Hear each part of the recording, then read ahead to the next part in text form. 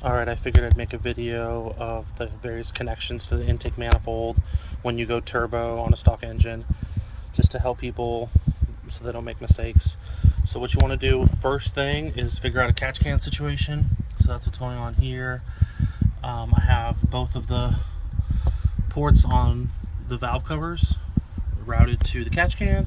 The catch can, you can run that with a filter. If you have a big turbo, you want to run a filter on that and just have it vent out. I have a smaller turbo, so I have it just routed to the intake to suck a vacuum on the catch can to vent the gases. But you can also run that with a filter. You'll just get a bad smell out of it, but that's normal. It'll still work the same. The other thing I have is I have the evap solenoid that was connected to the factory box. I have that relocated over here just to get it out of the way from this area, and I just have that vacuum line teed in to the same line that pulls a vacuum from the intake from the filter.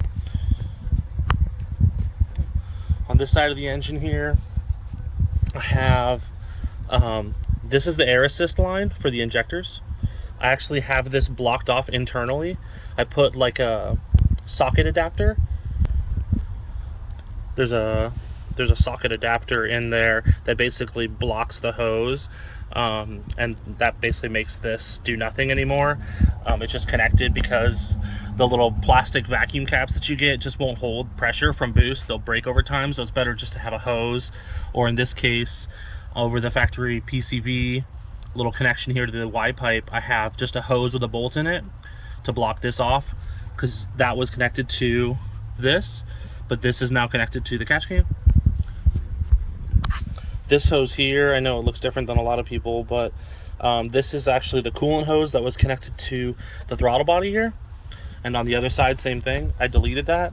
It makes it easier to remove the throttle body without having to worry about opening up the cooling system. You want to make sure that you have hose clamps on all of these hoses for the evap, if you care about, you know, not throwing an evap code. And then you want to make sure that you have clamps on good clamps on everything that are connected to your intake manifold, so you don't have any boost leaks. I also just installed a Mishimoto radiator. It fits okay. The cap is a different size than the stock cap, and it sits a little higher, so I had to cut the rubber bushings that are underneath holding the bottom radiator in. But it fits. The hood closes fine. I wanted to upgrade to an aluminum so I don't have problems with plastic end tanks when the car gets hot. I'll get a cold start.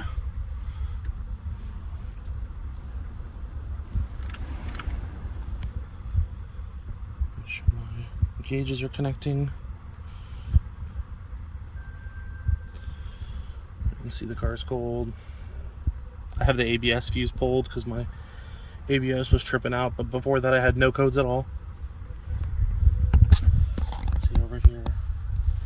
Go ahead and start her up.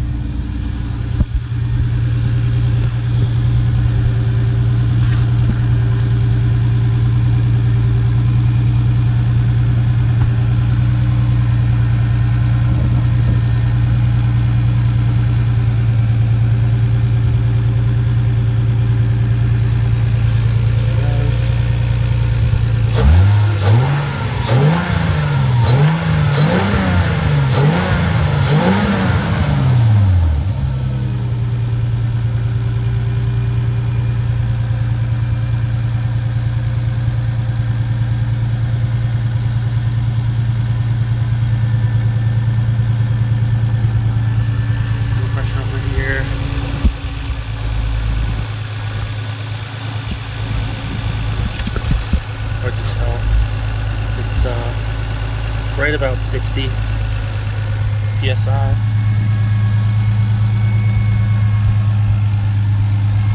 Getting the most out of the stock injectors, that's for sure.